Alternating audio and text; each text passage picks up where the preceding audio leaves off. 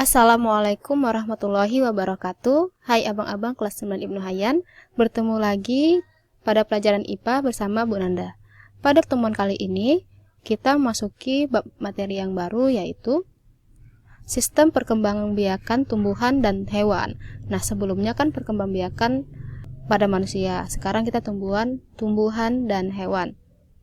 Baiklah, sebelum kita mulai pelajaran kali ini, ada baiknya kita awali dengan basmalah. Bismillahirrahmanirrahim. Adapun tujuan pembelajarannya ialah abang-abang diharapkan mampu mengidentifikasi perkembangbiakan tumbuhan secara vegetatif alami, mampu mengetahui jenis tanaman yang dapat dilakukan perkembangbiakan secara vegetatif buatan, dan mampu membedakan perkembangbiakan secara vegetatif alami dan buatan pada tumbuhan. Nah, perkembangbiakan pada tumbuhan, pada materi ini kita hanya membahas dua, yaitu Angiospermae dan Gymnospermae. Pada Angiospermae terbagi menjadi dua cara, yaitu vegetatif dan generatif. Nah, apa sih vegetatif itu?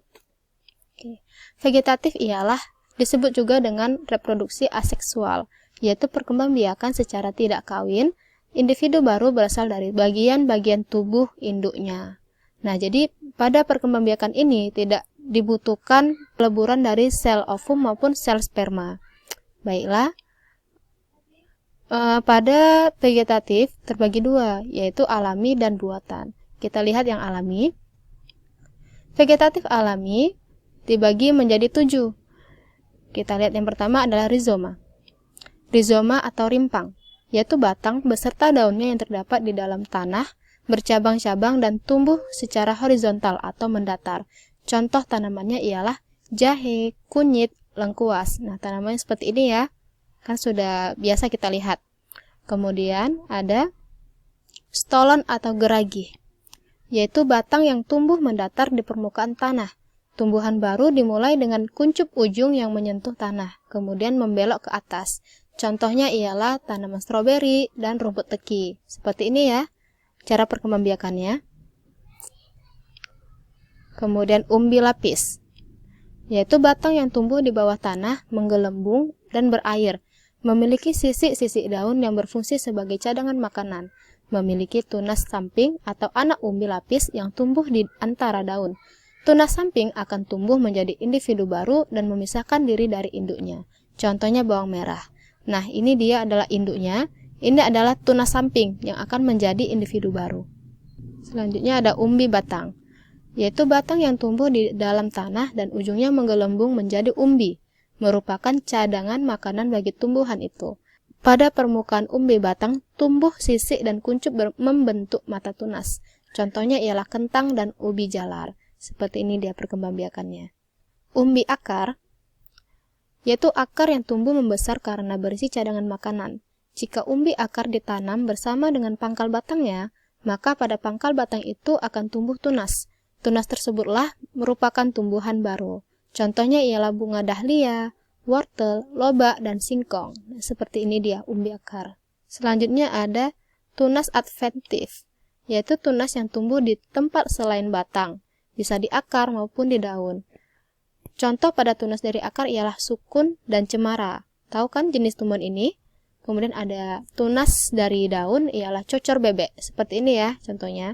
Ini kalau kita ambil tunas daunnya ini, kemudian kita taburkan di tanah, dia akan mudah tumbuh. Kemudian ada bertunas. Biasanya tunas muncul pada tumbuhan yang telah dewasa atau tua. Pembentukan tunas batang misalnya terjadi pada tumbuhan bambu, tebu, dan pisang. Nah, ini dia induknya atau tumbuhan yang telah tua. Ini adalah tunasnya yang nanti akan tumbuh menjadi individu baru dan dia akan dewasa maupun tua. Baiklah, itu tadi jenis-jenis vegetatif alami. Bagaimana dengan vegetatif buatan? Ayo kita lihat. Vegetatif buatan terbagi menjadi 5. Yang pertama ialah cangkok. Nah, cangkok ini kan sudah biasa seperti yang kita dengar. Ini adalah salah satu pembudidayaan tanaman yang paling terkenal. Mencangkok ialah mengupas kulit batang kambium secara melingkar hingga bersih, kemudian melapisinya dengan media tanah dan membungkusnya dengan sabut kelapa atau plastik supaya tumbuh akar. Jika sudah muncul akar yang kokoh, maka batang tersebut sudah bisa dipotong dan ditanam di tempat lain, Seperti ini contohnya. Ya. Batang yang sudah dihilangkan kambiumnya itu akan diisi dengan tanah dan dibungkus dengan sabuk kelapa dan ditutup oleh plastik. Keuntungan mencangkok adalah tanaman hasil cangkokan cepat berbuah, kemudian batang tidak terlalu tinggi. Sifat tanaman hasil cangkokan sama persis dengan induknya. Kerugiannya atau kelemahannya ialah tumbuhan hasil cangkokan kurang kokoh karena perakarannya dangkal. Juga tingkat kematian pada cangkokan tinggi. Nah, jadi dia sangat mudah berbuah dan batangnya itu nggak terlalu tinggi, tapi dia akan mudah sekali mati. Karena apa? Karena perakarannya itu sangat pendek. Kemudian ada merunduk. Ialah membenamkan tangkai tanaman ke dalam tanah, sehingga bagian yang tertanam dalam tanah tumbuh akar. Dapat dilakukan pada tanaman yang memiliki cabang batang yang panjang dan lentur. Contohnya ialah bunga alamanda. Ini ya bunga alamanda. Pasti pernah lihat kan? Ya, ini contoh cara merundukkannya. Jadi tanamannya itu dirundukkan, dikenakan ke tanah, kemudian setelah tumbuh, dia akan dipisahkan dari induknya, menjadi individu baru. Selanjutnya ada stek, yaitu menanam bagian tertentu tumbuhan tanpa menunggu tumbuhan akar baru terlebih dahulu. Stek dibedakan menjadi 3 macam, yaitu stek batang, contohnya pada ketela pohon, tebu, sirih. Stek daun, contohnya pada cocor bebek, begonia, dan sassifera atau tanaman lidah mertua. Kemudian ada stek tangkai, yaitu kembang sepatu ataupun mawar. Ini contoh dari sansifera atau lidah mertua yang distekkan. Ini contoh dari ketela pohon atau ubi. Selanjutnya ada menyambung. Menyambung atau mengenten ialah menggabungkan batang bawah dan batang atas dua tanaman yang sejenis. Tujuannya ialah menggabungkan sifat-sifat unggul dari dua tanaman sehingga diperoleh satu tanaman yang memiliki sifat-sifat unggul. Ini dia caranya.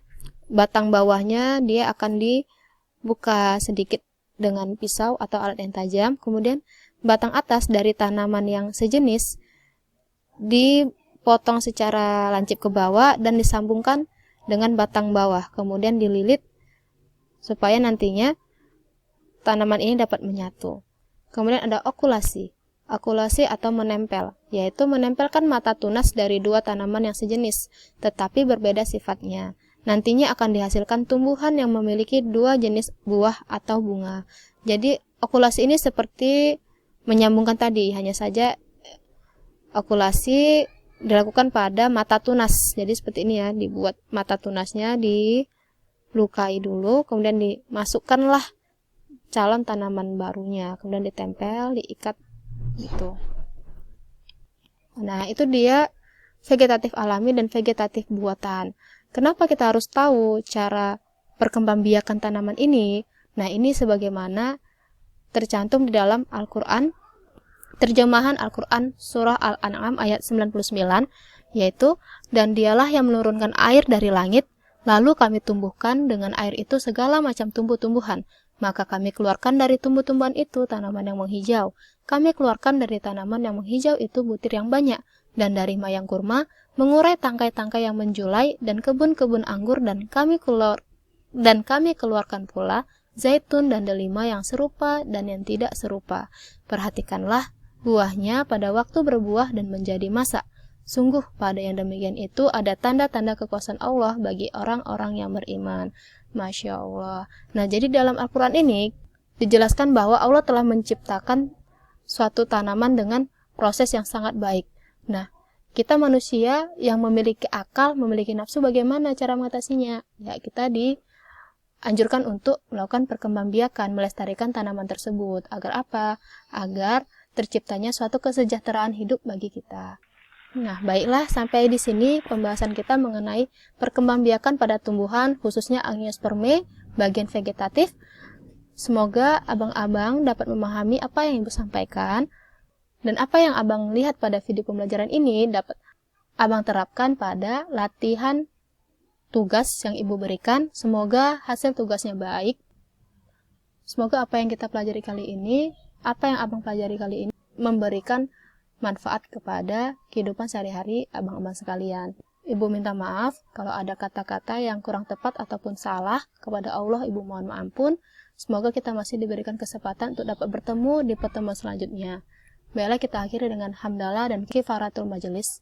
Alhamdulillahirabbil alamin. Subhanakallahumma bihamdika asyhadu alla ilaha illa anta astaghfiruka wa atubu ilaik. Assalamualaikum warahmatullahi wabarakatuh.